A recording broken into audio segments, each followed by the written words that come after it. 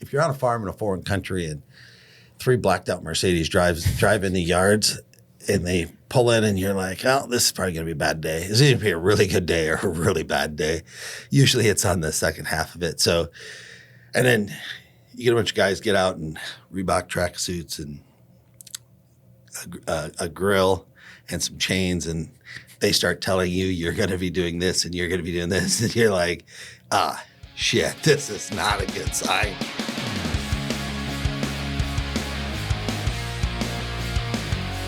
What's going on, everybody? My name is Ryan Snod. It rhymes with odd, and you're listening and watching the Rhymes with Odd podcast. Today, we are jumping in the booth with another amazing guest. We got Justin in the house. Justin, welcome to the show. Thank you, Ryan. It's great to be here. Happy 4th of July to everybody. Yeah, thank you so much. So you are the CEO, or if we switch titles here, CEO of Maya America, which is an agricultural-based company. You're based here in Central Iowa, right? Yes, I actually live just north of Council Bluffs. Okay. Over by the Missouri River. Sure. Well, thanks for making the drive down. How long a drive was it to get here today? About 2 hours. Okay. 2 hours and change, so not bad. Well, thank you for the time. I appreciate that. I think it'll be a really interesting conversation, kind of talking about your journey through your career, kind of how you guys have built this business and really how you guys are making an impact in the ag space. So I want to say we got connected through, was it Corey from Farm for Profit? Yes. So shout out to Corey, a previous guest on the show. So it sounds like this isn't your first podcast before. I've been upstaged by the guys at Farm for Profit. You've been upstaged by Corey and Tanner and the crew over there. So yeah, we've done some work with them over the last 2 or 3 years for our Maya business and done some podcasts with them. So great guys. So shout out to them for the introduction and all the good work they're doing on that space. Sure. No, I love it. So I think a good place to start probably would be if you could just introduce yourself and what you do currently, and we'll kind of jump through the storyline here. But I think just to give people an understanding of who you are and what you do would be great. Yeah. So I'm a 5th generation farm kid from Northwest Iowa. Today, I currently sit over the top of Maya America, which is a cornhead business that we started about 13 years ago here in the U.S. So I predominantly focus on that. I farm about 750 acres on a family farm in a partnership with my older brother, most of it certified organic on that. And then lastly, I also manage farmland for some people that want to have me buy farmland for them and manage it. So I do the 3 of those things all in kind of a bit of a jumble, but all kind of managed together, and they're all in the ag space. They're all based right here in predominantly Iowa, Nebraska, in the Midwest.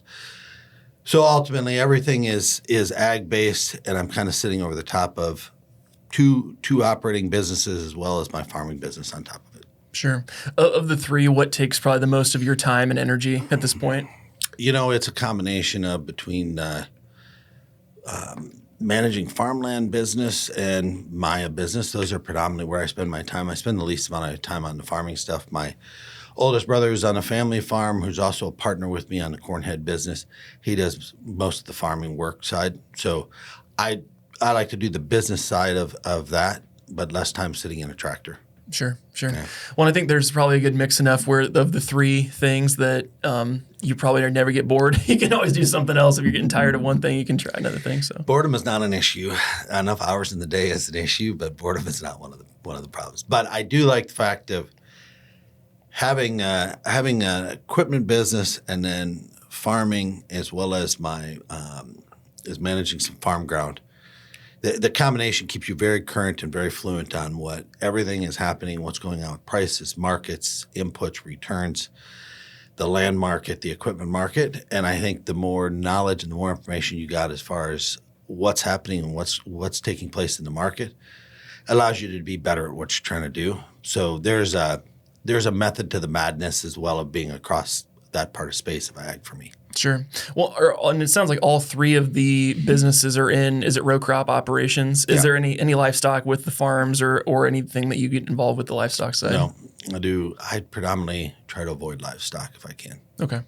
Even though it's Did you get kicked by a horse when you were young? No, it makes a lot of money today, especially on the cattle guys are doing really, really well, which is great. And I think the chicken guys as well are performing well. But No, we grew up with all sorts of livestock, and I have nothing against it. I spent about 7 years when I was right out of college working in the animal health industry on the dairies and the feedlot side out in the West Coast. Enjoyed it, great experience. Everybody's got a passion in life for different things, and I've always been much more passionate about farming and the crop side than I have been the livestock side. I think the livestock side is also a dedication of you've got to be there. Someone's got to be there every single day to take care of a live animal and do it right. And there's a lot that goes in that with the management side of it. And I personally prefer more of the crop side. It's always been my interest. So nothing against it. And who knows, someday I may have something in the livestock side, but predominantly I just soon avoid it. Sure. No, I think it's interesting to see the mix there. It sounds like you must have grown up as a farm kid. Take me back to kind of the early days. What was your childhood like, and where'd you grow up? Yeah, I grew up in Emmitsburg, so northwest Iowa. Grew up on a family farm. There was 5 of us kids, and my folks. There were 7 of us. Grew up on basically 320 acres on the home farm as a kid, dirt poor, through the 80s and early 90s, and all the struggles with that. But a great way to grow up, and I think growing up and not having much is a good thing. It's a good virtuous way to learn how to save money, manage money, and where you want to try to get to in life. So kind of set your expectation on like the ground too. It's like there's only up from here. Like yeah, that's it. We can only improve. So no, we had a great childhood. Yesterday, 1st of July, my parents celebrated their 58th wedding anniversary. So great parents, great family.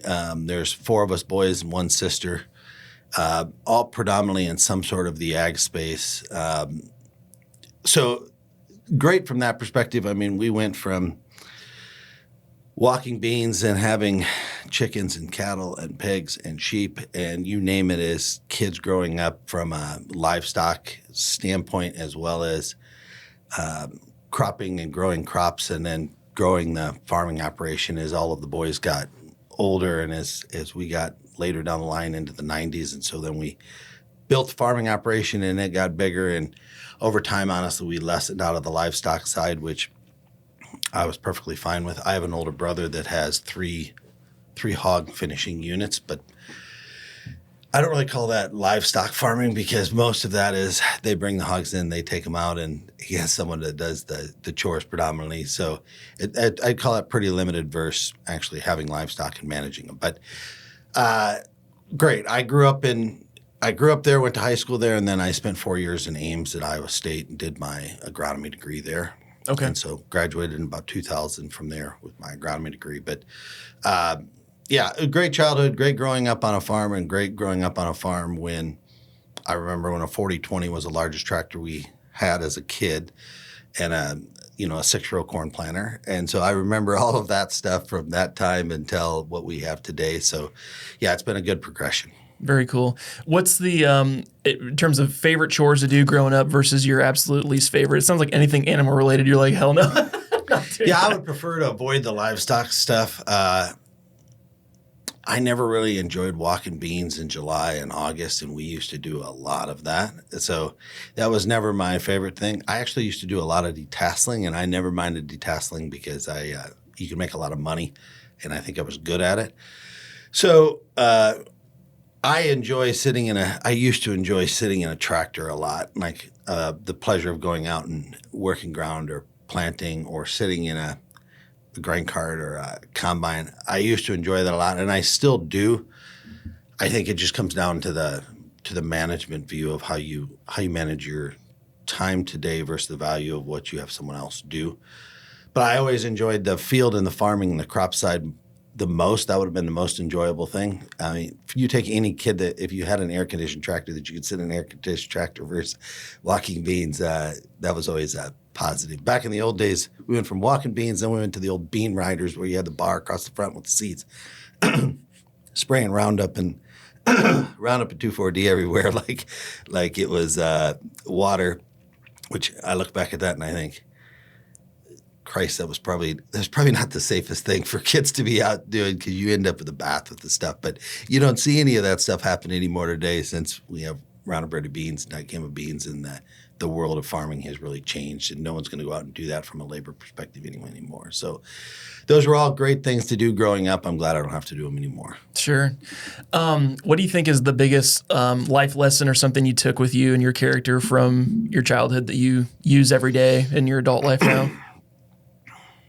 I think honesty, integrity, and transparency probably were things that we were instilled pretty hard about.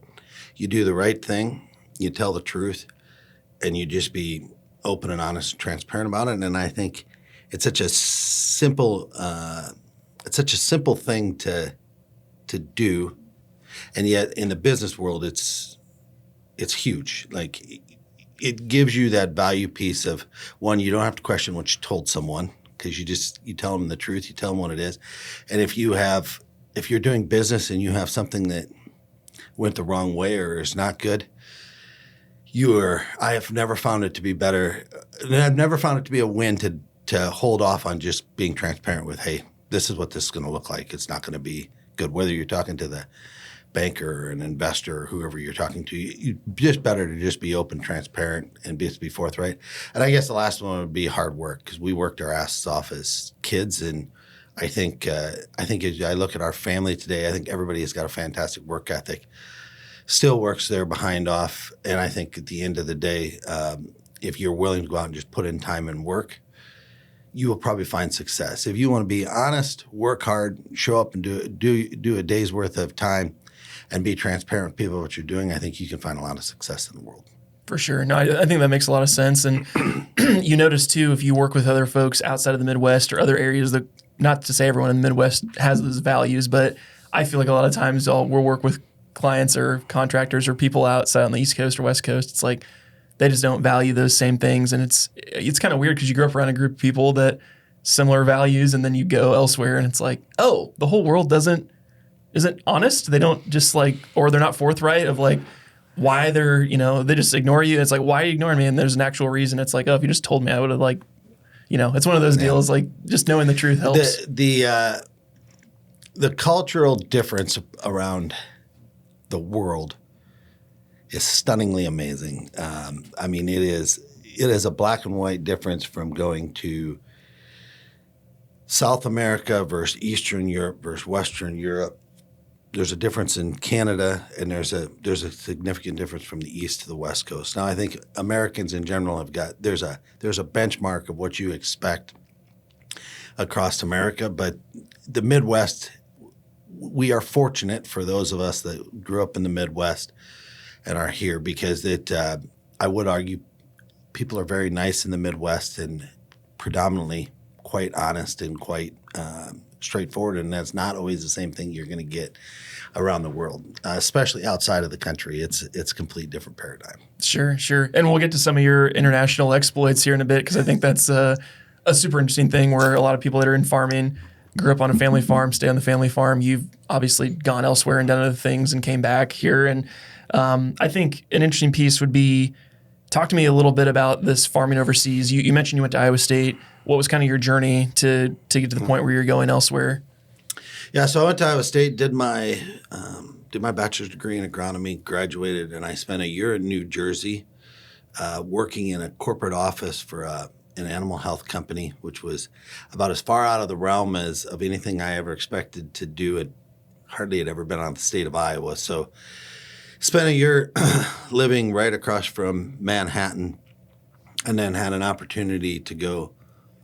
I could either go to upstate New York or I could go to California to go to outside sales role. So I went to California and spent 7 years total. I lived in California, and I pretty much traveled California, Arizona, Nevada, and Utah, working with the dairies and the feedlots. And in about 2001, we bought, as a family, about 1,250 acres in Bahia, Brazil.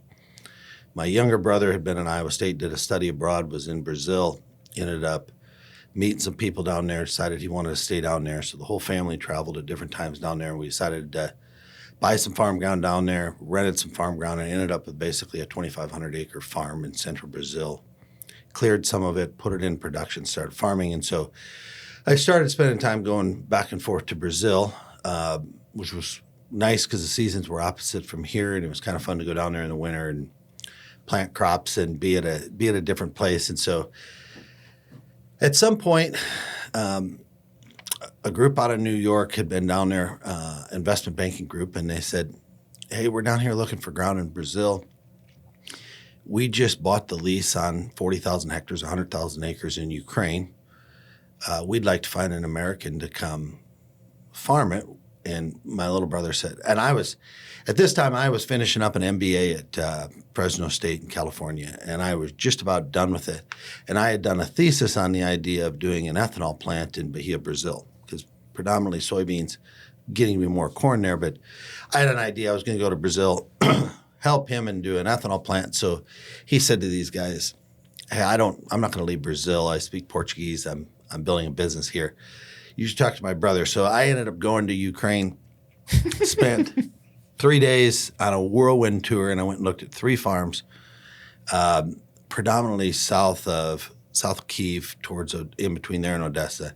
Looked at the first one, and I was like, it was impossible to manage. They said, we want someone to come manage farm and build a farm for us here. So I looked at the first one. I was like, it's impossible to manage. It's huge. It's spread out. A huge number of legacy employees that you can't get rid of, which is a whole process and system I can explain in Ukraine. And then I looked at the second farm. I was like, this is a little better, but it's not a whole lot better. And I looked at the last one, which was about 7,500 acres down by Nikolaev, which is about an hour outside of Odessa.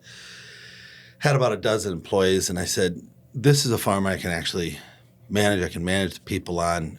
We can do. So then I came home, resigned from what I was doing, finished my MBA, resigned from what I was doing in about a 30-day period. I sold everything I owned, rented my house to some friends of mine, and moved to Ukraine and set up a farm management company. Moved to Ukraine, hired a young lady that still works for me today through a bunch of various different entities from Washington State. She had interned in Brazil, so I knew her a little bit from that. Hired her. And then hired a Ukrainian who still today runs the current farm. He spoke Russian, English, Ukrainian, and a bit of Polish. And so I kind of hired him as my right-hand man.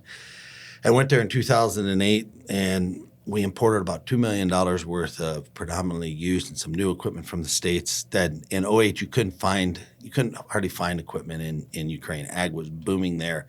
It was just pre the crash. And so we imported a bunch of equipment, put together 2 Deere track tractors, a 60-foot air seeder, a 4920 John Deere sprayer, put together all this American equipment, and basically set up a farm that had pretty much been fallow since 93 when the Soviet Union fell and the Oil Revolution happened. It was basically just growing to weeds. And so we then took this farm and worked it down, got it into production, ended up planting winter wheat, winter barley, winter rapeseed on it, and then sunflowers in the spring, put it in production. And that farm, they go by oblast, which would be like our counties here. That oblast, that farm had been number 400 on the ranking of farms out of 1 to 400. And the next year, dead last. It was dead last. And the next year we were first from a yield standpoint. And I always say it wasn't rocket science. It wasn't like some amazing farm. We just did good agronomy and good practice and planted the crops on time, kept them clean, used fertilizer, did a good job harvesting and hauling them down. So it wasn't rocket science. We just did good agronomic production in order to put it in production and play. So I did that did that for the first year, and then the 2008 financial crisis happened, and the investor group, who had a lot of other money invested in transportation, different things in Ukraine, basically said, we're pulling the plug on all of this. And so they sold the farm to an oligarch, a Russian oligarch who I didn't want to farm for or work with because I didn't trust the situation. If you're on a farm in a foreign country and 3 blacked out Mercedes drive in the yards and they pull in and you're like, oh, this is probably going to be a bad day. It's either going to be a really good day or a really bad day. Usually it's on the second half of it. So, and then you get a bunch of guys get out in Reebok tracksuits and a grill and some chains, and they start telling you you're going to be doing this and you're going to be doing this. And you're like, shit, this is not a good sign. I don't want to do this. This is going to be problematic. That's pretty much how that went down is, hey, this is what you're going to do, and this is what we're going to pay you to do it, and this is how it's going to happen. I was like, no, I don't think I'm going to do that. I'll finish out harvest and get through. So I did, and I ended up taking a management contract on about 20,000 acres just north of there for a group of Indians and a Swiss gentleman, and they ended up being as corrupt as the Ukrainians I was dealing with from a corruption standpoint. And so they were just as bad, only they were foreigners. But I ended up managing their farm for about a year and a half of about 20,000 acres. And then that just became almost undoable because you're fighting a battle. You're fighting a battle of your people on the farm trying to challenge you on what you're trying to get done. And then you're also fighting a battle of the people that are the investors that are supposed to be behind you that brought you in. You're also fighting them on a battle because everybody's trying to play games going this way on you. And so you end up in this whole, it's a battle royale is basically what it is. And so I then had an opportunity. At that point, it was like 2010, and I thought, I think I've had my experience here. Maybe it's time I just pack up and head back home. And then I got introduced from a friend of mine to a group that was in Western Ukraine in Lviv, which is right out along the Polish border in far west. And they had about 12,000 acres. They had a big farm in Russia at the time, and they said, hey, we're trying to build a portfolio here. Would you come? Bring your team and basically come in as a COO and basically run the operations for us. And they had an American guy who's from Chicago who was a CEO. And it was the first time I had come into a situation where you actually had a Western European group as investors and you had an American CEO that, one, I could speak with clearly from an English standpoint. Two, he was a brutally honest, straightforward guy on what we were doing. And so that was that kind of changed the tide then. And so then I ended up staying there through 2014. I ended up staying another four and a half years farming in Western Ukraine. And we went from 12,500 acres. At our peak, we had 255,000 acres across Ukraine and all the way down into Crimea.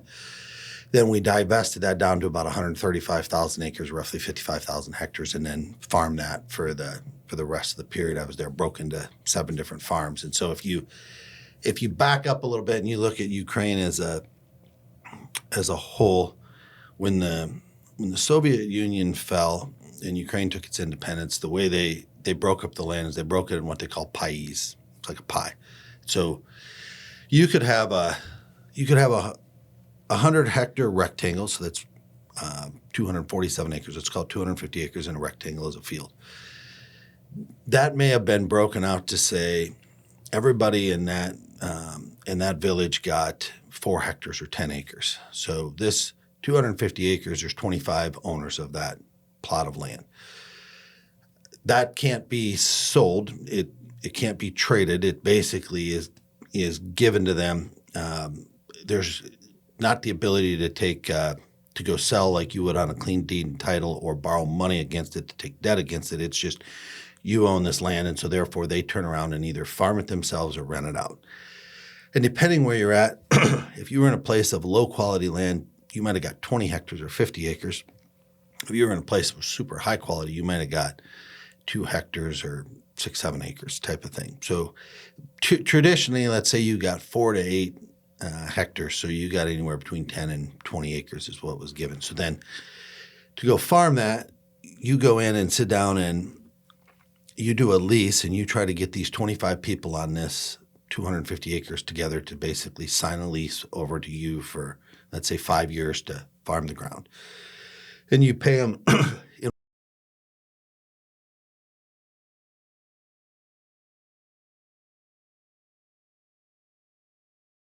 off here. And so if you pay them in kind, you end up literally going out with a truck and gunny sacks and a scale, and people come and you stand there and fill bags, weigh them, and then they take them home. And if you pay them in cash, it would either be in cash or like a debit card that you pay them. And so you get a group together to lease you this 250-acre block. Now, realistically, almost every single time there's 1, 2, 3 people that don't want to rent you their ground. I want to grow potatoes on it, or I'm not going to rent it to you. I want to leave it. So then you shift those into traditionally like into a corner. So you got like a postage stamp kind of blocked out of a corner of, okay, that's not part of our field because that's theirs, and then we farm everything else.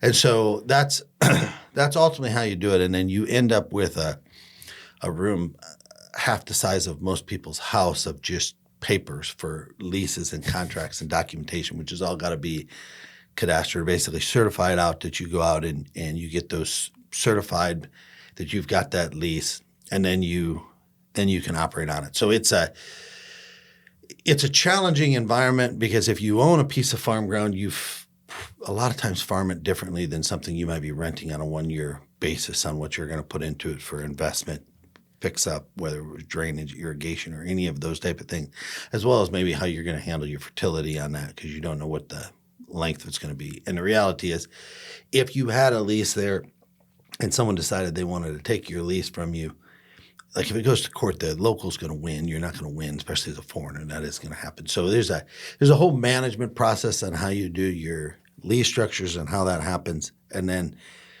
if you step back even further, let's say 93, when all of that happened, under the collective farming system, you would have had a collective farm sitting here, and let's say this farm's tasked with growing wheat, this task is farmed with being a dairy, and this one's tasked with growing pigs, and this one is going to grow barley or canola or something, let's say. And so then everybody in that village would work on that farm, and they'd all have a job there. And so when you go and buy out a farming entity, so if you go, when we went from 12,500 acres to 255,000, the way you do that is you go and basically buy out someone's company. So Ryan's got Ryan's farming company, and he's got 10,000 hectares in it. You just step in and you buy out your entity, and so therefore you buy out your leases, and predominantly you typically buy out the equipment, you buy out the whole operating entity or the going concern, and you take the whole thing out. And now you've inherited that. Well, a lot of times when those collective farms were there, everybody had a job on the collective farm. So then over time, as you'd go to pick up these farms, you'd inherit sometimes an exorbitant number of employees because they had all been there. They lived in a village and they all worked on that farm. And so it just kind of trickled down that you ended up having all these people.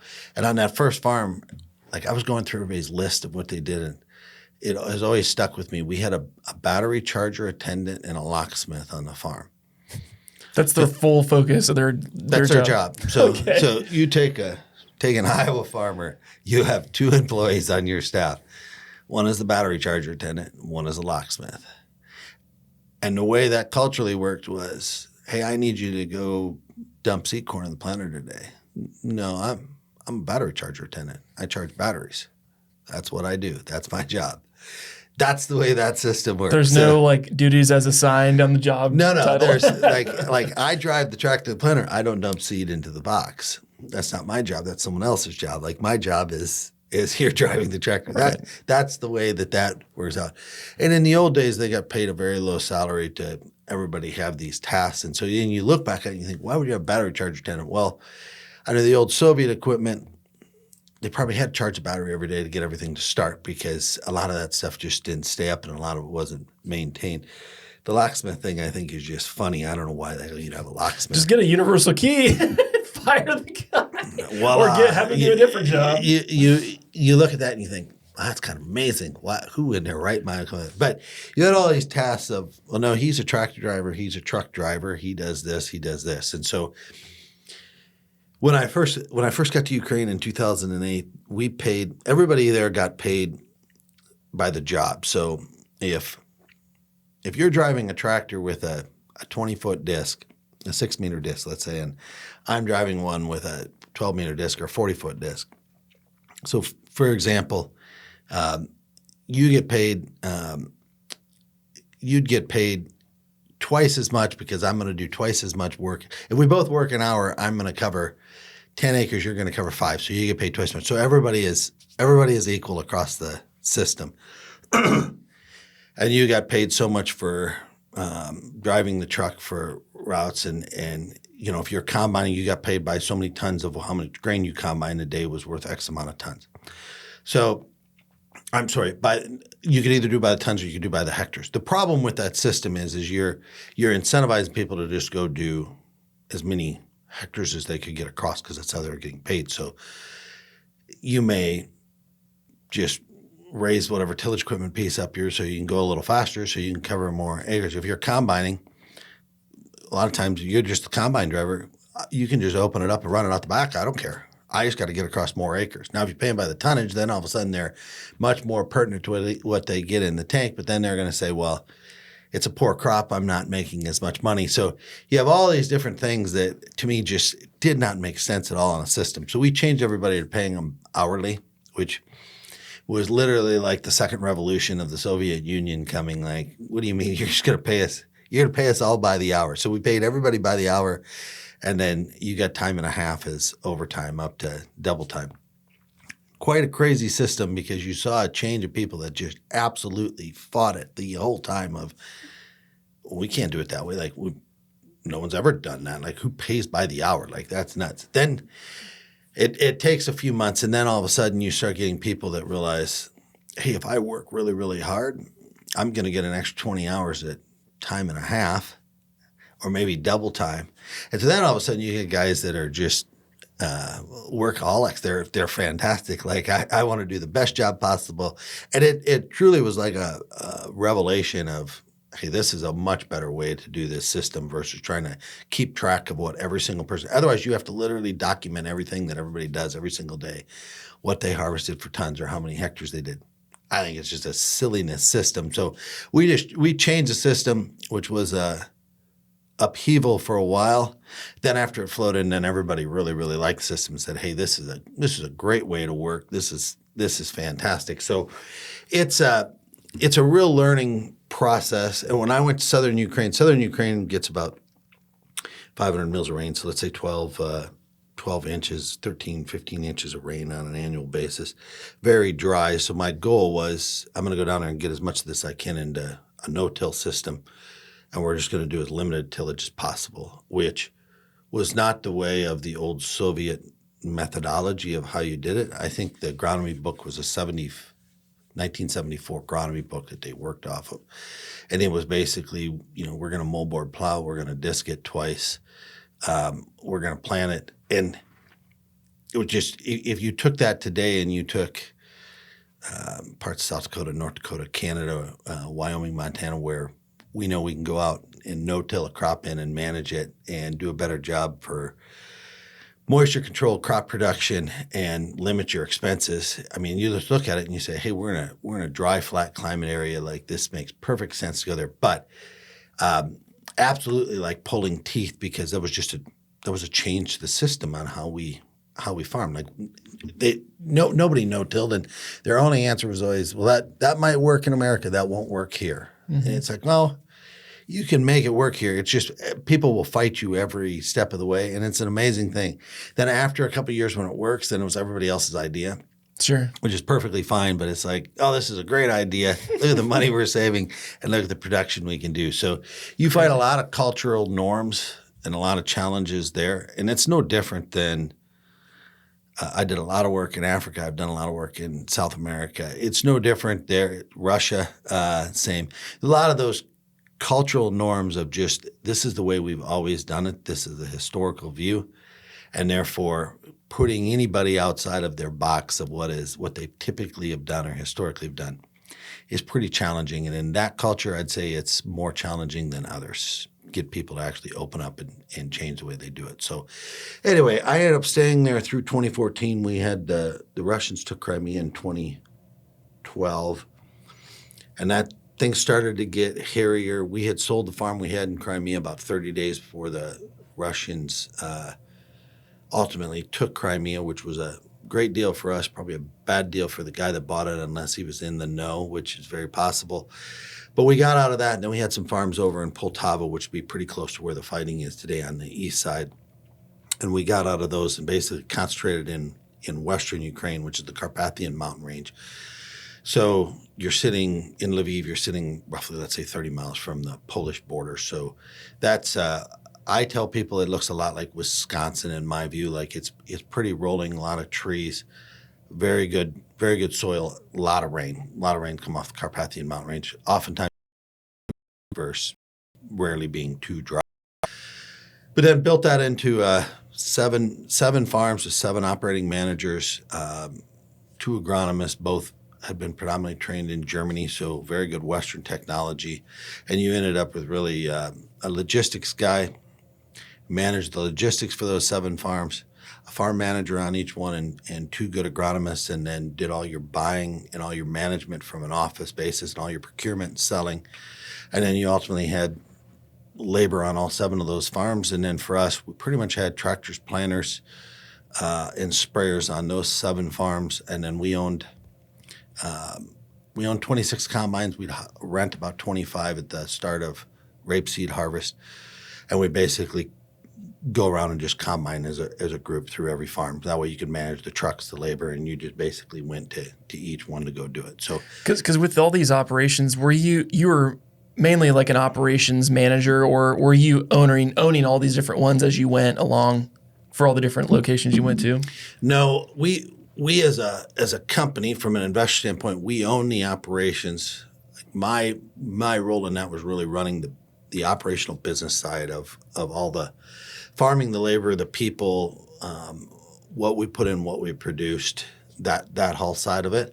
The CEO dealt with more at that time of the investor side and kind of the debt side, the servicing side, and that piece. Because you need a lot of fun. I mean, you're talking about 7 operations to buy the land, to make payroll for all these people, transport all of your equipment from the state. Like, that's a shit ton of capital you need. There's a lot of capital, and when you really don't borrow any local money outside of crop inputs, it takes a lot of capital. So, being you can't own the land, you don't get to use that on your balance sheet as debt to borrow against. You're basically borrowing against equipment. That's your hard asset that you can borrow against. So you end up spending a lot of money buying equipment. Then you use that as leverage to be able to borrow money for operating expenses. But yeah, it's very capital intensive in what you're doing. And you don't actually own the land, so you're paying a rental payment. So it's a farming operation where it's, hey, I'm farming 135,000 acres and I rent it all. I own the equipment.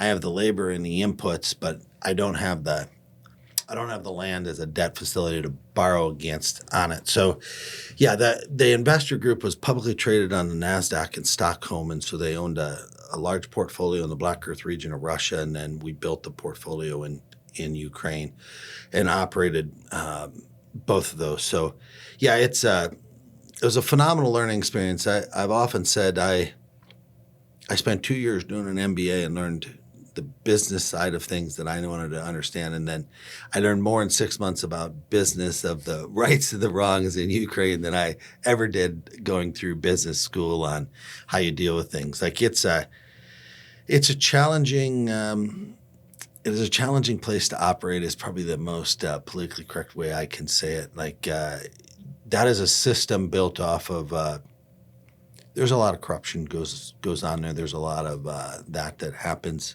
on different things, and it's a system that used to be built off of.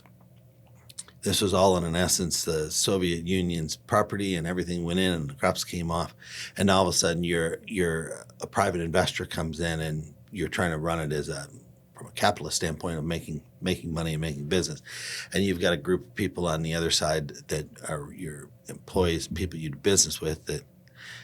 They're all looking, well, how do I make money out of this deal, and where's my opportunity to get on the take it? So there's a whole lot of management of both managing down and then managing everything up on a situation there to just try to control the loss, I guess is what you'd say, or the gray area of things that disappear, et cetera. So it's absolutely night and day different than anything you do here. Well, first day we went to go plant. We got done at the end of the night. We're out in a pretty rural area, and I said, let's just shut everything off on the backside of a hill, leave it. We'll come back in the morning at first light and start again. And they looked at me and they're like, you can't leave it. You can't leave equipment in the field. I said, well, I don't want to drive it all the way back to the yard tonight.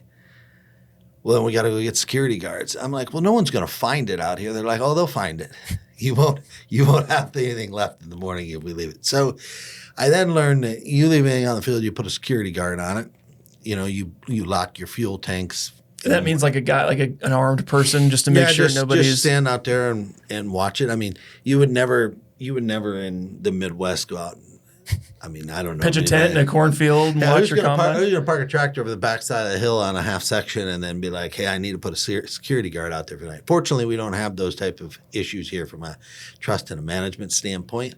But it's just everything is culturally completely different. And you just have to think differently when you're there about how that's going to go down and what's going to happen and who's pulling what strings to get what done. Because were people just concerned they were going to like hotwire the combine and like drive it off? Or is it like take the tires off and leave it on blocks like you're in inner city Chicago? You would lose your batteries. You'd lose all the fuel out of the tank. You might lose your radio. You'd lose any GPS equipment inside of it. Those are the type of things. People wouldn't probably steal the whole thing because you'd probably find them. So they're not gonna do that. You'd be driving down the road 10 miles an hour. Yeah. You gotta see him from across the... He only made it 12 miles. I could see him from here. Yeah. Is it a chop shop trying to like, can you cut this apart for me? Yeah. No, it's just it's a different system on how people think about things and how they act. And I'd say Russia was, in my opinion, or my experience, was fairly similar to those type of same mentalities of management of Ukraine. Very, very similar in the approach. Bigger fields and maybe, in my opinion at that time, maybe a little bit further ahead on some things and also further behind on other things, but similar in a culture basis. And so I then spent a significant amount of time in West Africa, in Ghana, Burkina Faso, and Mali, setting up. I was down there trying to teach people how to farm, and we set up a sunflower processing business. It was a complete separate business, a group of investors out of Canada. When I set up this business in West Africa to grow sunflowers, process them into oil, because a lot of West Africa uses cottonseed oil. If you're in a village and you use cottonseed oil repeatedly, at times you cook it enough, it'll become carcinogenic, and it's also very unhealthy for you. So the idea was, hey, we'll make our own sunflower oil, and we'll start selling sunflower oil. It'll be a much healthier product. We'll grow it locally. So the idea was to teach people how to grow sunflowers, give them the inputs and the knowledge, and then buy the crop off of them at a fair market price, less your input costs. And so we bought a sunflower crushing, the hardware in southern France, shipped it down to Burkina Faso, and set this up and teach people how to grow sunflowers. Super interesting place to do business. There's a corruption aspect there too of what people will take from you, but it's different than Eastern Europe. Like Eastern Europe,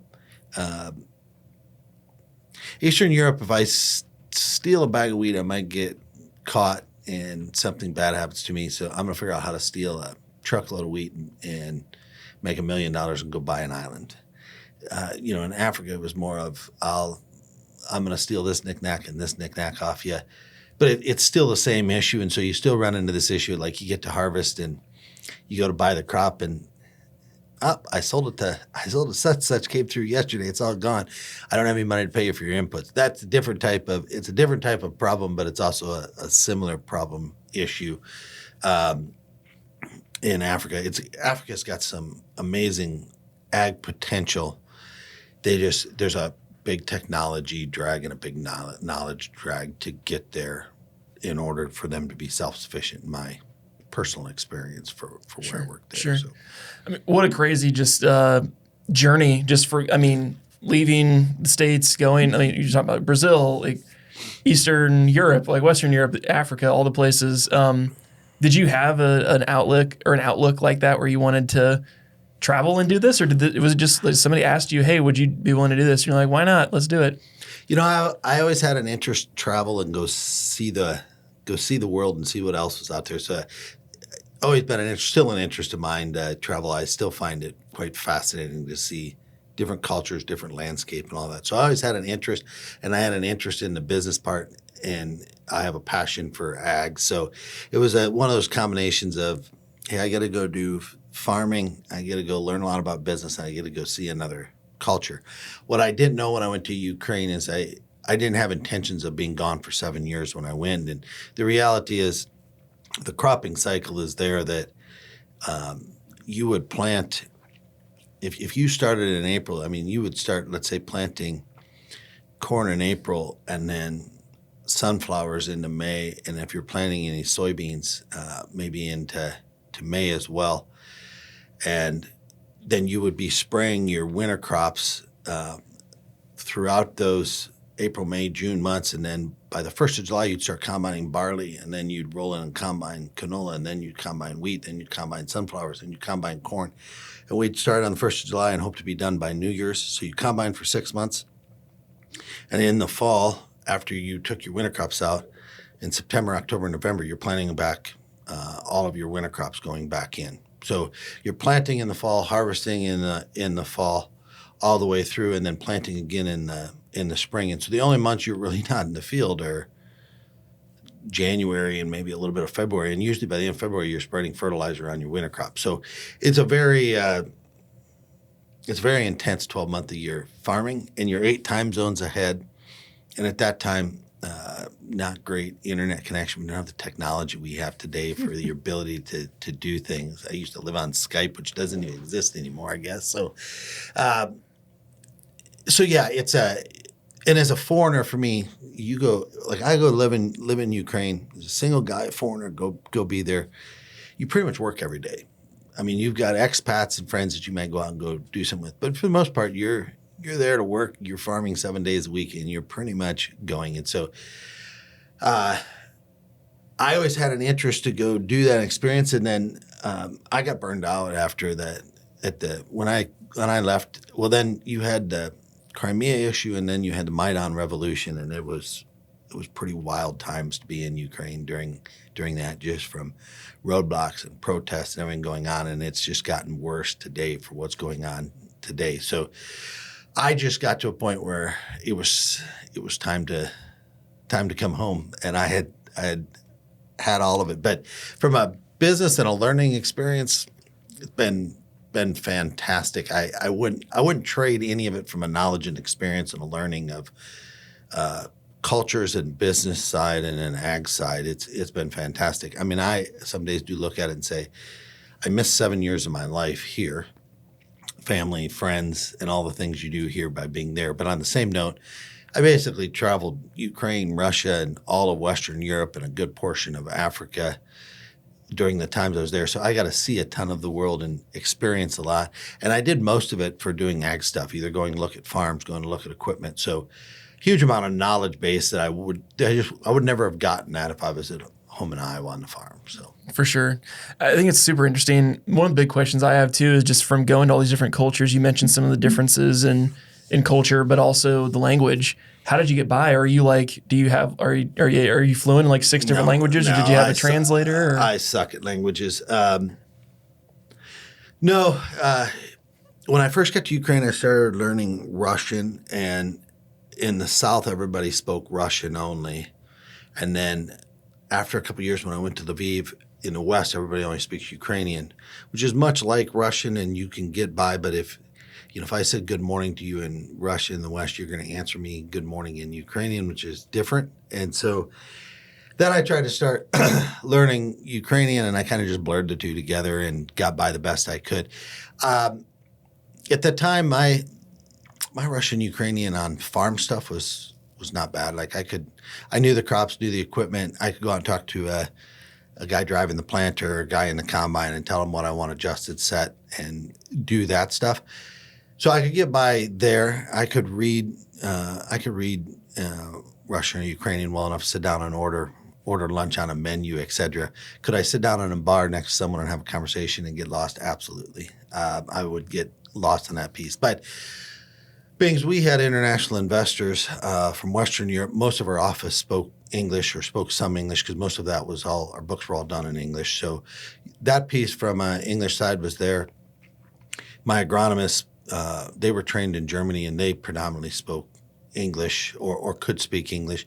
And I had a few different people on the farm that could. So between what I could get by with and could speak as well as what I had there as well as the office, you make it work. It's hard. You miss stuff in conversations, hard in negotiations. Oh, sure. Like when you're today like negotiating on different things and almost everything matters on what you say and how you pick up and where's this going. It's super hard when someone translates, they want this. This is the price. You're like, hold on, I missed 77 words in the middle here that I didn't pick up. Mm-hmm. So, yeah, there's challenges to it. I wish when I was a child that we had learned a couple foreign languages as kids growing up on a farm in Iowa so that all flew better for me when I was older and I was trying to go learn something like Russian, Ukrainian, which is like a level 5 language, very difficult to learn. So, yeah, I failed on that part, but it worked for me. I was able to use enough of it for what I needed to get by to get done what I did. Today, I think with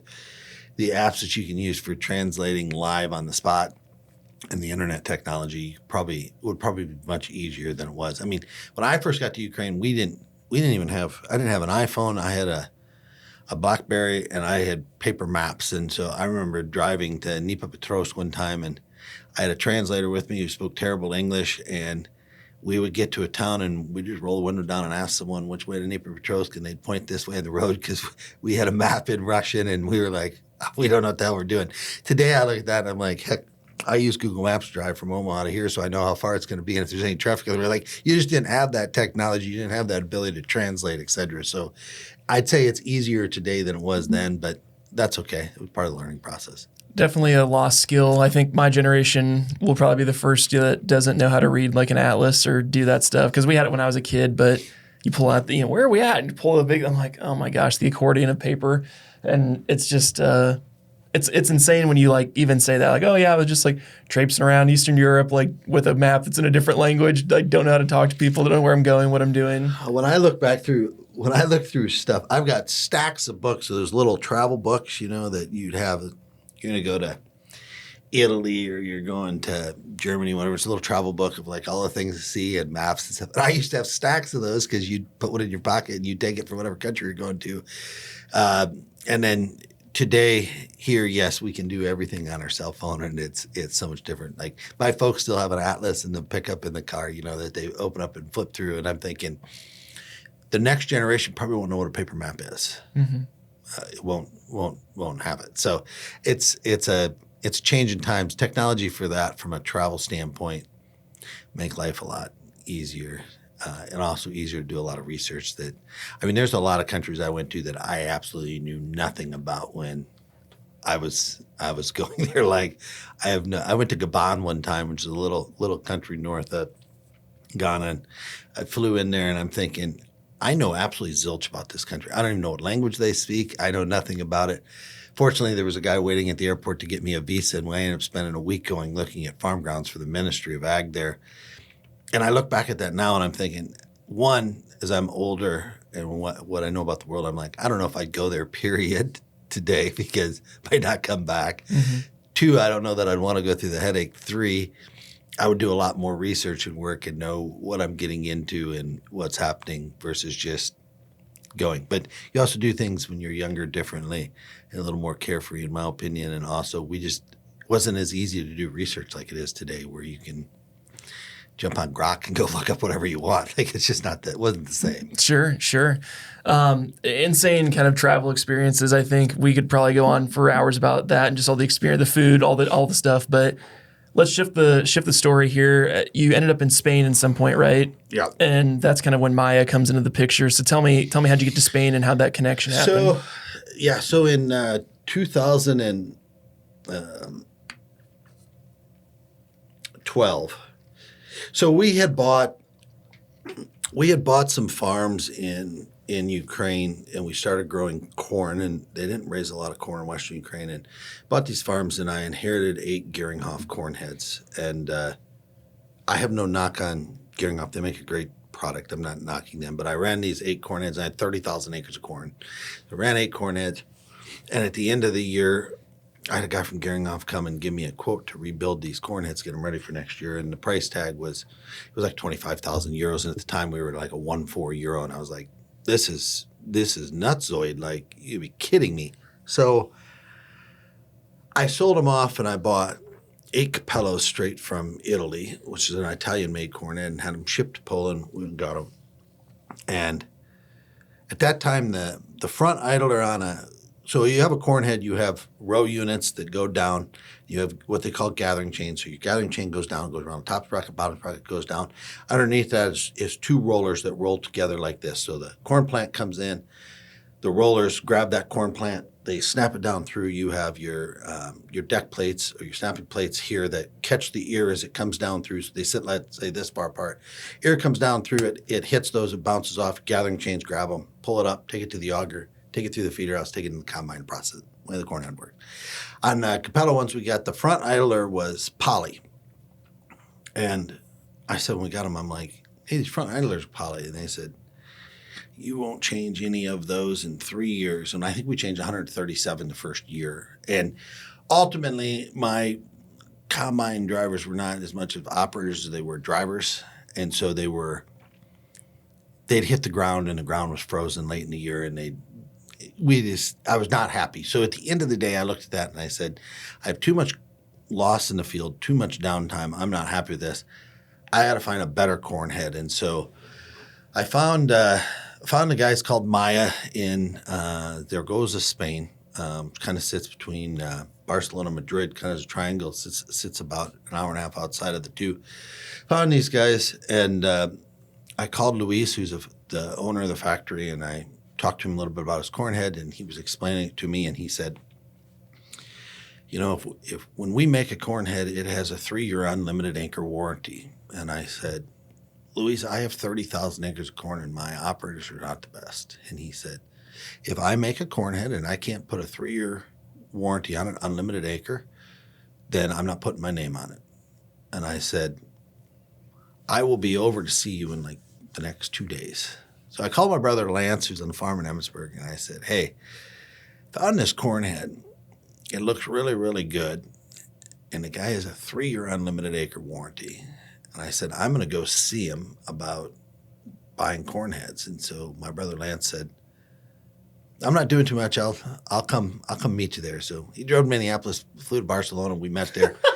Like, a casual afternoon. like this is in like a 48-hour period. Like, let's go do this. So, and like also this phone call was like $13 on a payphone, like on the side of Spain. You're like hitting the Spanish buttons. You're like, hello.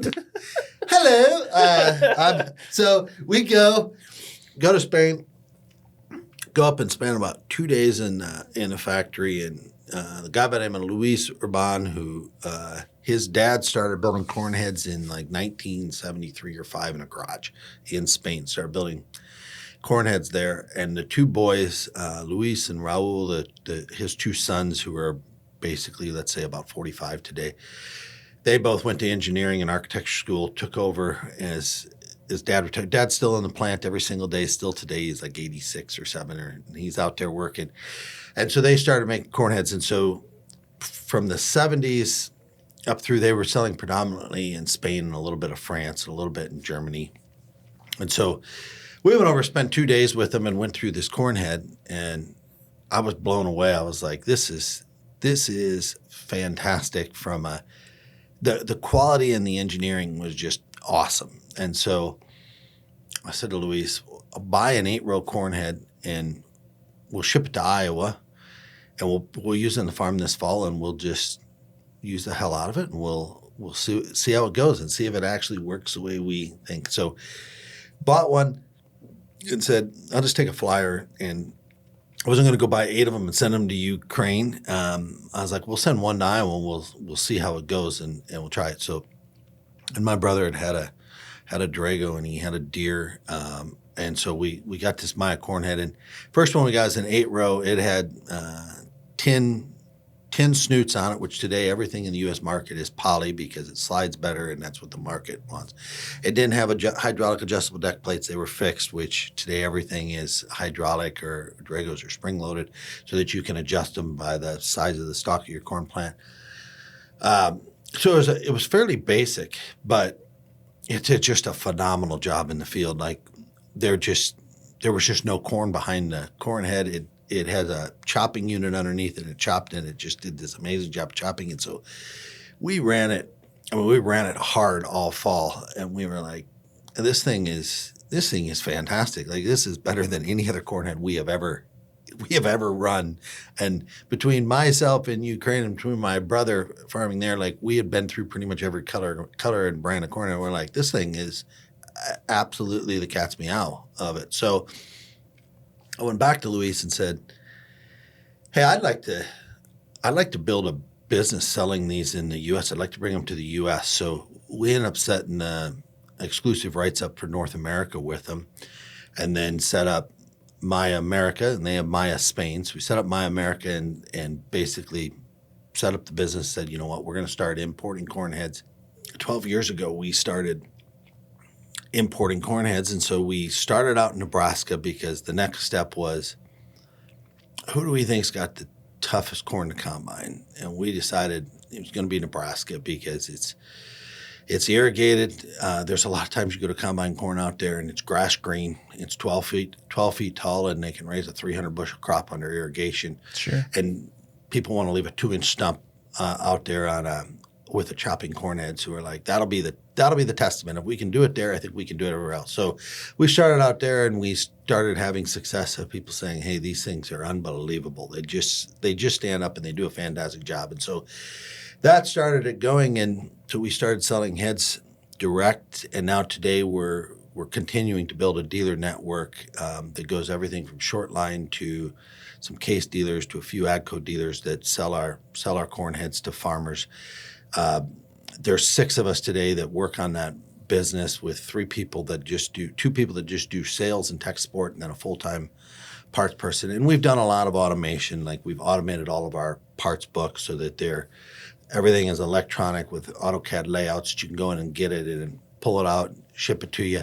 Like, we've automated a lot. We've also made a ton of changes for him to what the U.S. market wants versus a European market on poly. They were originally all red. We ended up going to black, as black is a much more neutral color, whether you're running a Deere or a Case or a Lexion or a Gleaner or a Massey, Fendt, it doesn't matter. Black is fairly neutral on that.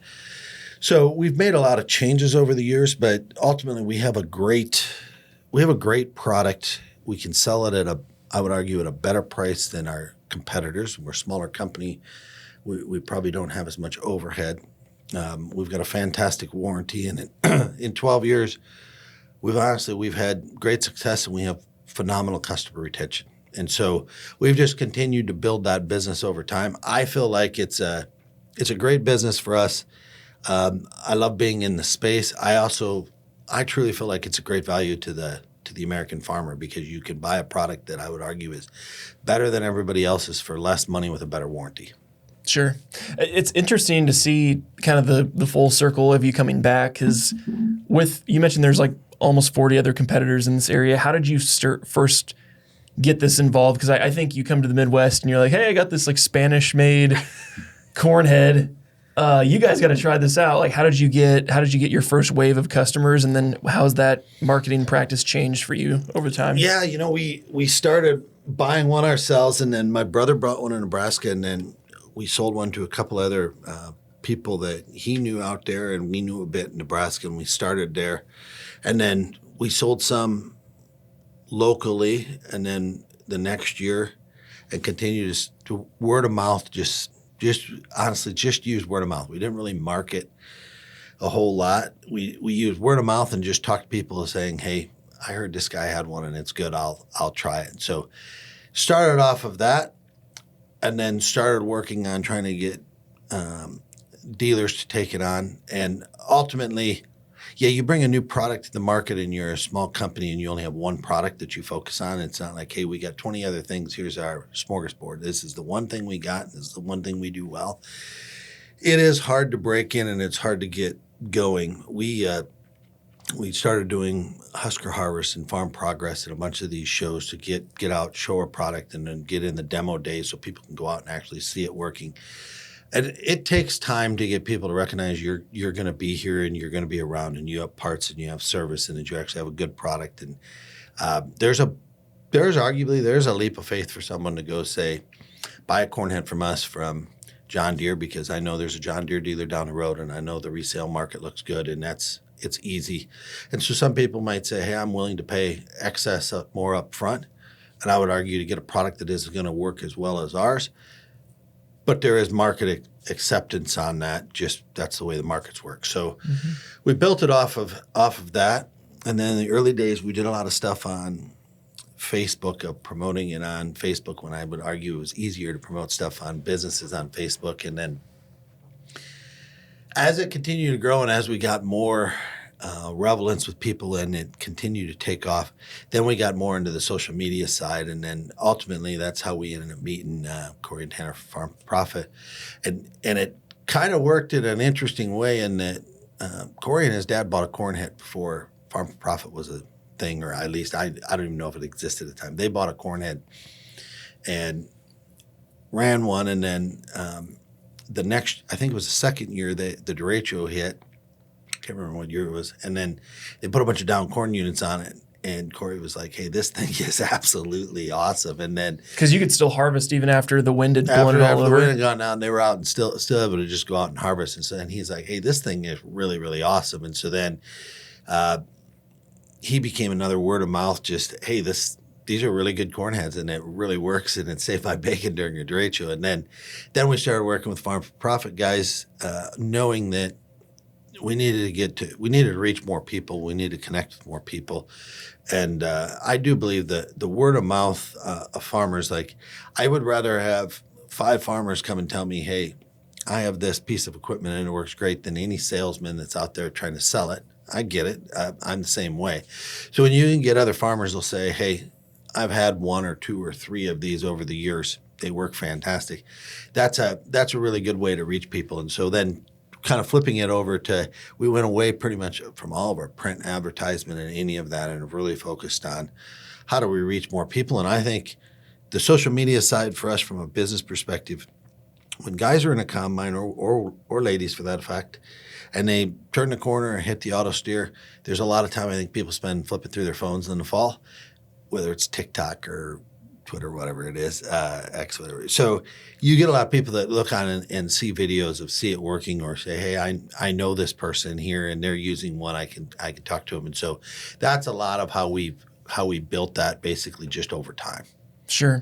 I think it's an interesting way to go about it. And again, having a product that stands out from the crowd helps, but then also just knowing it's going to take some time. Because you mentioned there was 6 people that work on this in North America. What's the dealer network look like in terms of reach? Like, are you in all 50 states in terms of you could ship to anywhere? Like, what does that look like now? No, we're predominantly Nebraska, Iowa, Illinois, Indiana. Take the I states, which is the brunt of the big corn acres in Nebraska. That's kind of our wheelhouse of where our core focus is. We've done quite well in southern Minnesota, South Dakota. We have heads in like 17 different states. We've got heads down in North Carolina. We had heads in Florida. We've got some heads in Texas. But our core market, our wheelhouse is the I states in Nebraska. And so, JJ Nicking down in southeast Iowa is a case dealership with 5 or 7 stores. They're a dealer of ours that sells our corn heads. We have a case dealer in central Nebraska, GHS. They sell our heads there. We've got a longtime dealer that started with us in the early days that actually unloads a lot of containers and works very close with us, almost like a partner in our business out in Nebraska as well. And then we've got Parallel Ag, which is part of a group actually owned by some people out of the Midwest, and they're tied fairly close to AGCO. They're a dealer for us, and then we've got some New Holland dealers, and we have some Kenzie dealers that sell Kenzie planters that also sell. So sure. We deal with everything from your short line to your larger standard OEM type dealerships. Most of our dealers carry the base parts that we know that they might need. You're going to rip off a snoot on a fence line the first day. It seems to happen every year for someone.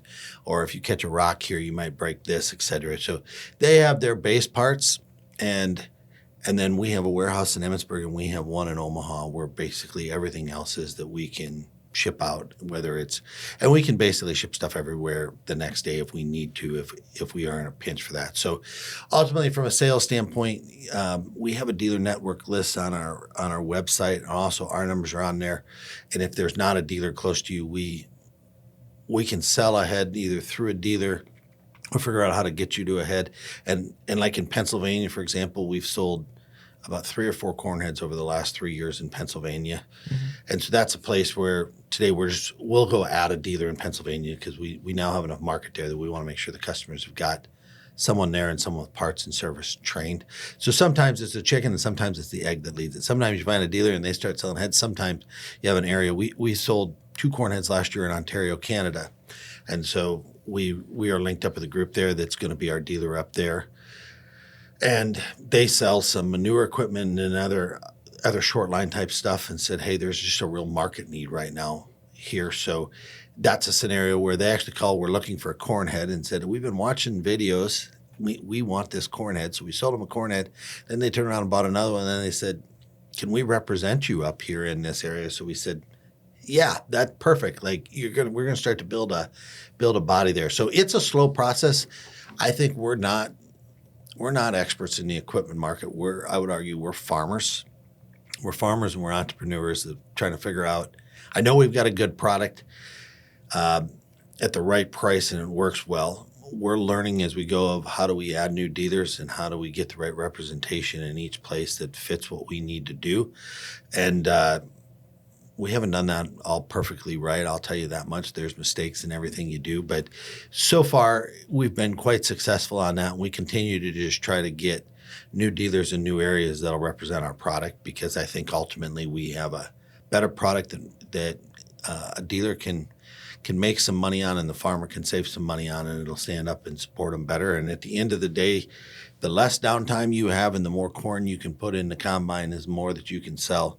That's ultimately our goal. We don't grow a crop all year to leave it on the ground for the birds and the deer to eat. We grow a crop, put it in the combine so it can go to market. Sure. And that's the ultimate key. And the last thing I'll say about the corn heads, which is unique and was one of the things that really turned me on clear back in 2012, is he designed the corn heads to have annual maintenance. And so when you typically take something like a corn head or a combine, anything that's got a lot of moving parts and a lot of bearings and gets hot, you typically have to take a grease gun to that or oil to that on maybe a daily basis to go service that.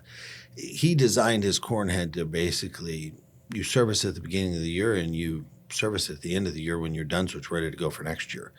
And so there are competitor heads where you spend an hour in the morning going through with a grease gun, greasing all sorts of zerks and digging through grease.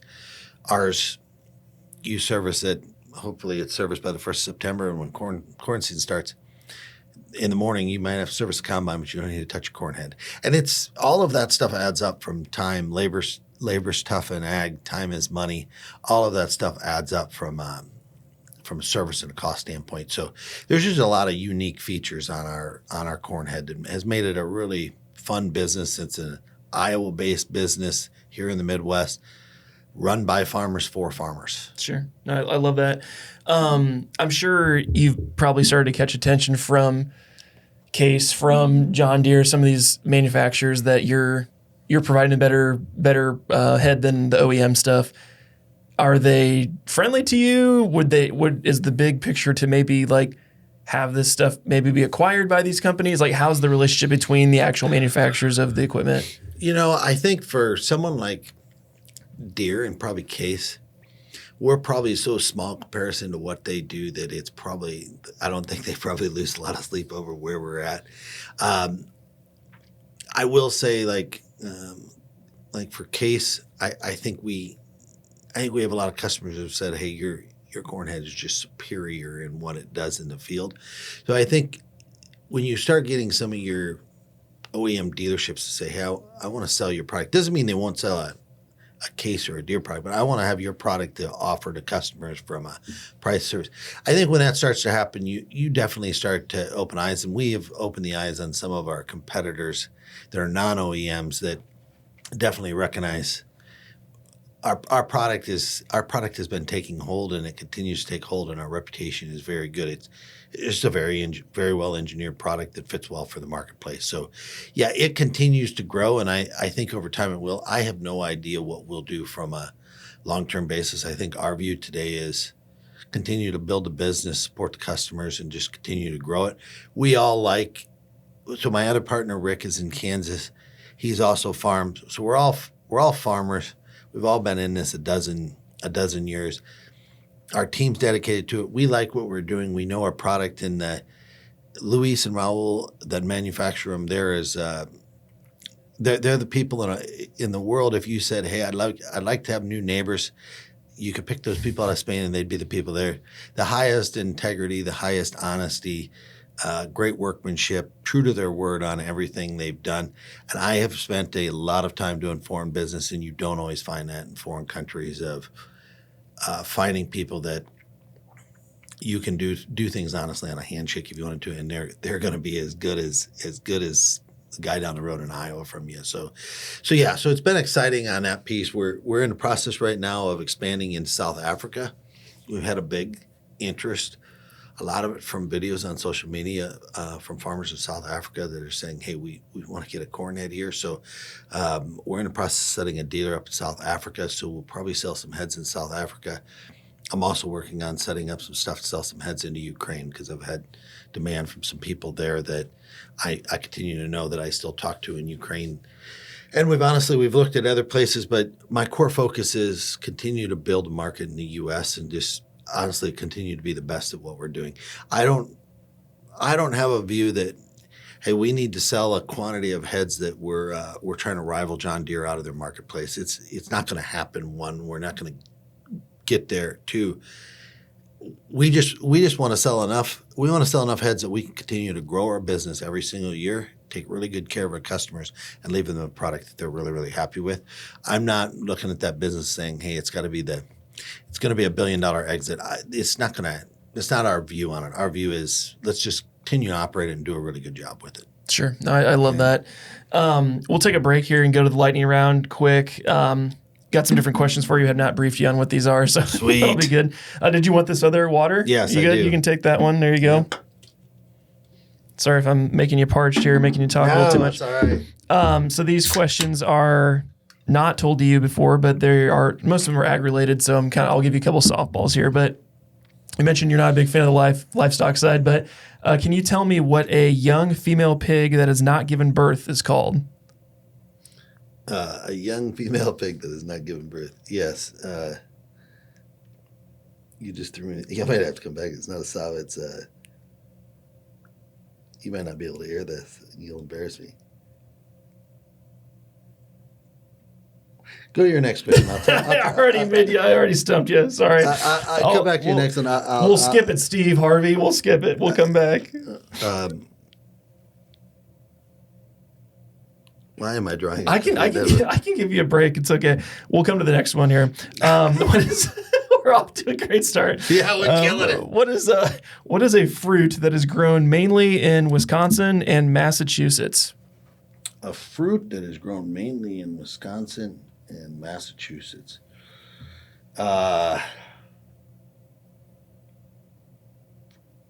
You got some great questions. You're welcome. I love it. I wanted to say pomegranate, but I don't know. I'm trying to think. Massachusetts is the flicker one. It's not a fruit. Mainly, I know they grow some strawberries in Wisconsin. I don't know about Massachusetts. I'm gonna have to say I don't know. Are you gonna guess, or are you gonna? Let's say a strawberry. That's a good guess. It's cranberries. It's cranberries. Yep.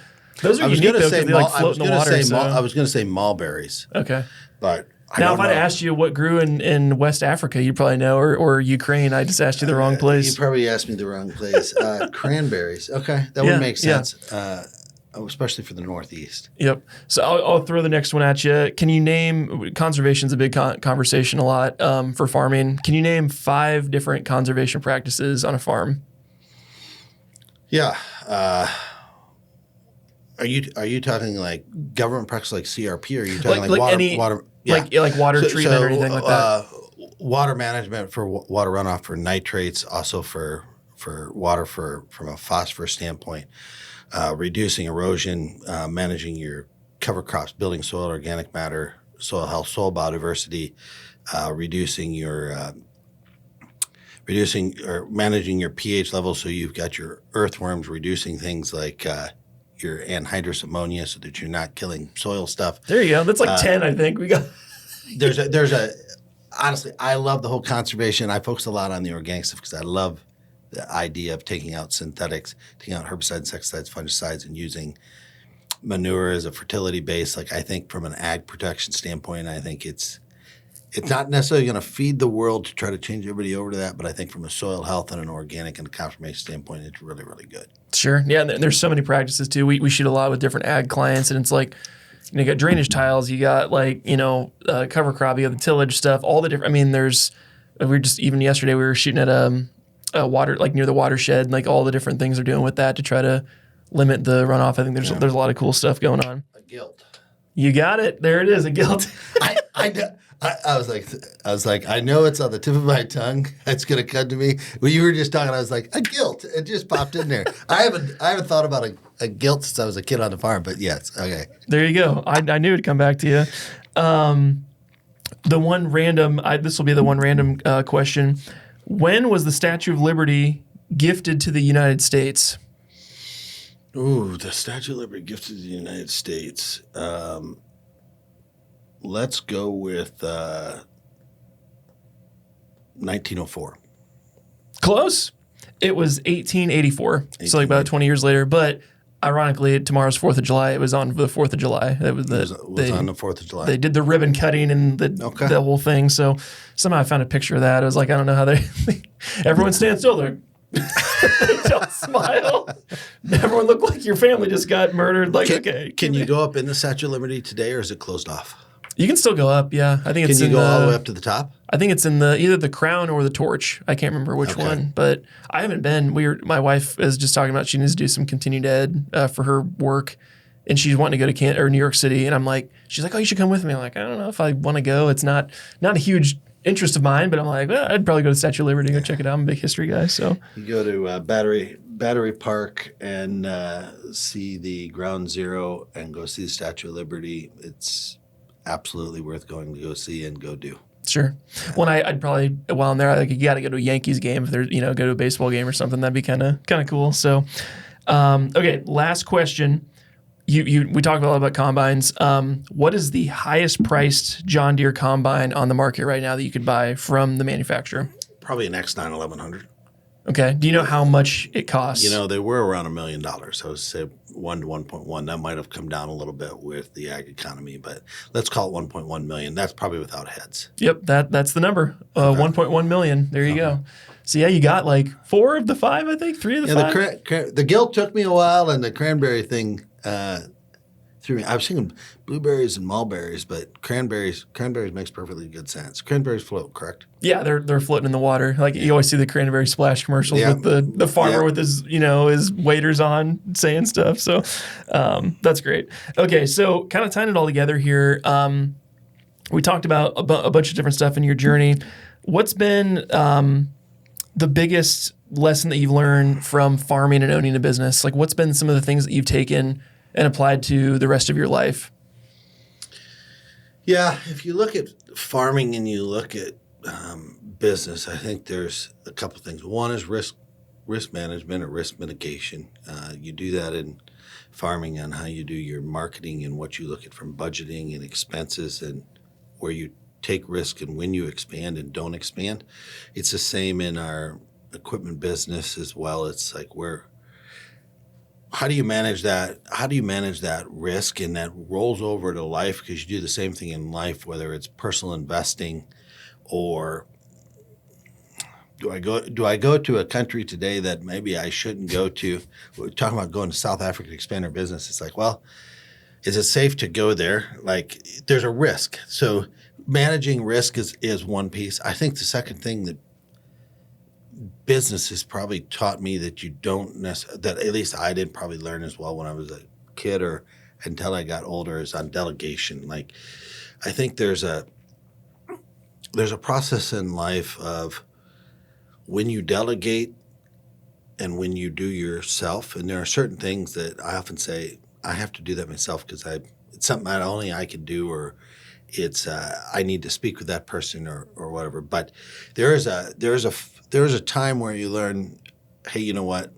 I don't need to go do this. I'm better off to delegate it and pay someone else to go do that for me, because my time is worth bigger value to try to either steer the business or focus on something that's a higher value and a higher return to either the business or myself. And so I think that's also one of those lifelong lessons that you take out of, that I've taken out of business, of like, when do you delegate? How much do you delegate? How do you manage that delegation versus what do you go do yourself? And you look at I have this quote hanging on my wall about people that can run $1 billion business. And the vast majority of us in the world can't run $1 billion business as a CEO. You could take Elon, love him or hate him, irregardless, he's basically got about 6 $1 billion plus businesses that he runs. So how do you take someone that can figure out how to do it multiple times and do that efficiently?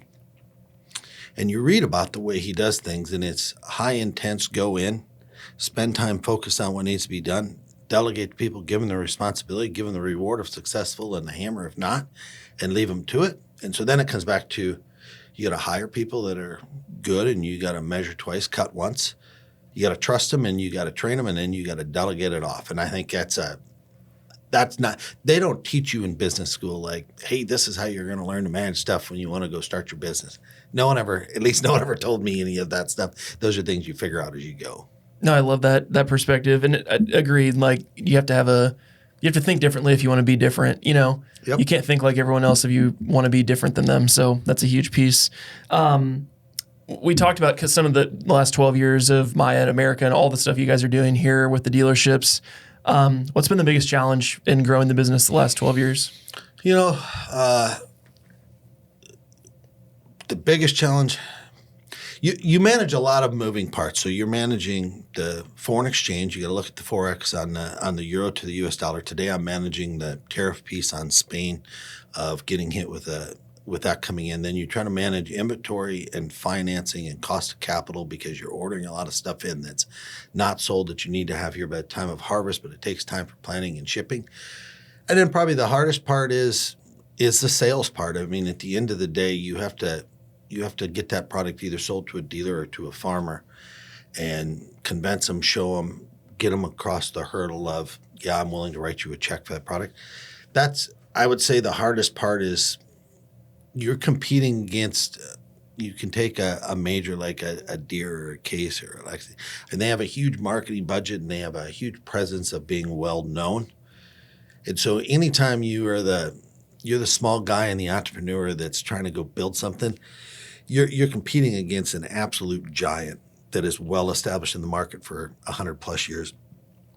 That has been hard. When I was an idiot, when I started this, I had said to Luis, I said, we'll sell 6 the first year, 12 the next year, and 25 the year after that. And he was like, I think that's going to be a little aggressive. He was right. Like, it's a lot harder to get someone to buy a $150,000 to $200,000+ piece of equipment that's new. They don't know what the resale is going to be. Do you have parts? Are you going to be around to support it? Is this going to last? Is it going to be a good piece of equipment? Like, that's a big investment for a farmer. For the average person, it might be half the price of what they pay for a house, might be the biggest investment they have.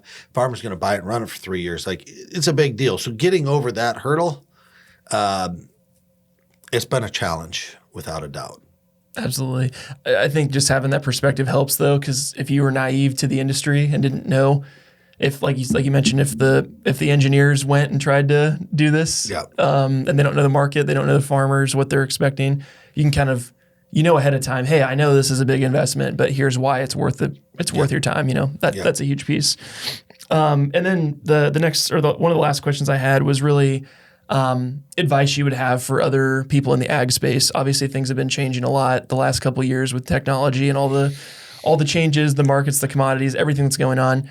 What advice did you have for someone that's in their 20s that wants to build a career in ag, and maybe they're involved in their family farm, but obviously you've had some experience doing some other things. What advice do you have for somebody like that? My advice for that would be is stay as close as you can to production ag because you want to be sharp, you want to be switched on to it, and ideally you can stay involved in it. But be willing, if you're in your 20s, be willing to take risks.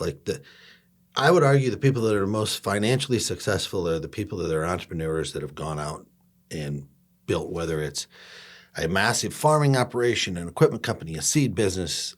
You go down up and down the list. I mean, our world in that, especially is built off of the entrepreneurs and that capitalist mindset of I'm going to go do it. And if you're in your 20s, if you lose it all and you fail, you can start over at that point. It's a lot different than if you're in your 50s when that happens. So I would say take risks. Technology is going to be absolutely huge. I mean, it's the amount of autonomous we're going to have in the next 3 years in ag is going to be crazy, I think. The technology, the information flow coming out of that. And then I guess my last piece to anybody that's in their 20s that's in ag from entrepreneur, go big. If you think small, do small, you'll probably make small money. If you think big, go big. Yes, there's higher risk to it. The rewards are higher. You don't look at a business like John Deere or Harry Stein and look at that and think, hey, these guys didn't take risk and they didn't throw all the dice in. And yes, have they been very successful? Is there a list this long of people that have failed and gone bankrupt? Absolutely. That might be working for them today. But if you want to go out and you want to go try it, I mean, we're at one of the neatest times in ag. I mean, it's tough right now with ag commodities and interest rates, but we're at an evolving time of new technology, bigger yields. The markets are going to change. I think the last thing I'd say is I never used to do this, but follow the policy. Look at your tax codes. Look at the farm bill. Look at the crop insurance rate. Look at all of this stuff. Follow the policy and be in the loop on it because there is so much stuff that comes down through that it's hard for the average person to just try to take it out. I mean, what you can do today with AI to sit down and look at some of that stuff and say, summarize this out for me as to what I need to be doing here. There's a ton of information there. So keep an eye on that. But, my view is go swing for the fences. Go try it. Go figure out where the technology piece is going to be and go after it because people are still going to eat every day.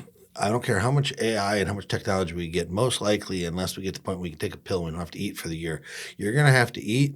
There's going to be less and less farm ground that's arable every single day due to urban development, erosion, and environmental issues. So ag has been around feeding the world since the beginning of time, and it's going to continue to be around. I would argue it's the space to be in. I would have said when I was a kid, being a dirt farmer was not what you wanted to be, sell $2 corn and $6 beans and struggle to survive. Today, I feel bad for the people in New York City and San Francisco sitting in a big building trading paper. It's a great business and more power to you, but you look at 90 million acres of corn and 90 million acres of soybeans and 50, 60 million acres of row crops of cereals in the Midwest. Like ag is where it's at. We're going to continue to feed the world, and there is a huge amount of opportunity with the amount of technology and information coming in and labor issues and changes. It's a hot spot. Keep good integrity, be honest, be thoughtful, and don't shy away from trying to figure out how do I borrow money? How do I find investors to get behind me to go do this? You can hear 1,000 no's on that stuff. Turn around and go ask again because you got to be able to do those things in order to try to find your path. I think for a lot of young entrepreneurs, like the concept of how am I going to find the money to do this? Can I borrow the money? How am I going to come up with this? Who am I going to get support? How am I going to sell it? You get lost in the how. You get lost in the how, and it just becomes overpowering of oh, goodness gracious, I don't have the capital sitting behind me to just go do this. But, there was an old commercial when we were kids, where there's a will, there's a way. I think it was for something hooked on phonics or some damn thing when we were kids. But I often say, where there's a will, there's a way. Like if you put your mind to it and say, I'm going to figure it out, I'm going to ask enough people, I'm going to go get advice from enough people, there's a lot that can be built, and I will argue, and no offense to anybody that listens to this, but I will argue, being your own boss can suck, but it's also the greatest thing in the world because you control your own destiny. You don't have to go to work and wonder, God, I hope I don't get fired today for doing something wrong. Like being an entrepreneur and being your own boss and going out and building it, and if I can build it big enough, I'll sell it or I'll make a lot of money running it, and I'm going to provide something that I think is of value to people. It's an amazing feeling. Awesome, man. Well, I appreciate the advice. I think some people will grab some great tidbits from there. If people are listening in and maybe they're in the ag space or they're curious about what you're up to, where can people find more about you? Yeah, you can find me online. You can go to myamerica.com. My contact information is on there. It's justin@maya.com. You'll find me on LinkedIn.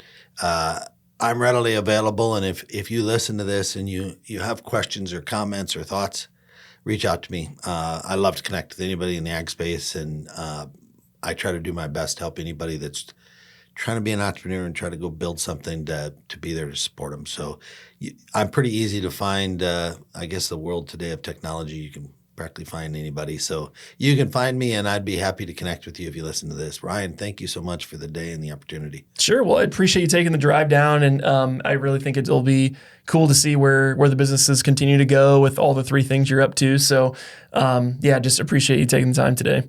Awesome. Perfect. All right. Well, if you guys have made it this far in the show, you guys know what to do. Give us a like and subscribe if you're watching on YouTube or Spotify. Check out Justin's information. We'll put a link to his business and his LinkedIn in the description below. And until the next episode, my name is Ryan Snod. It rhymes with odd, and I'm out. Peace.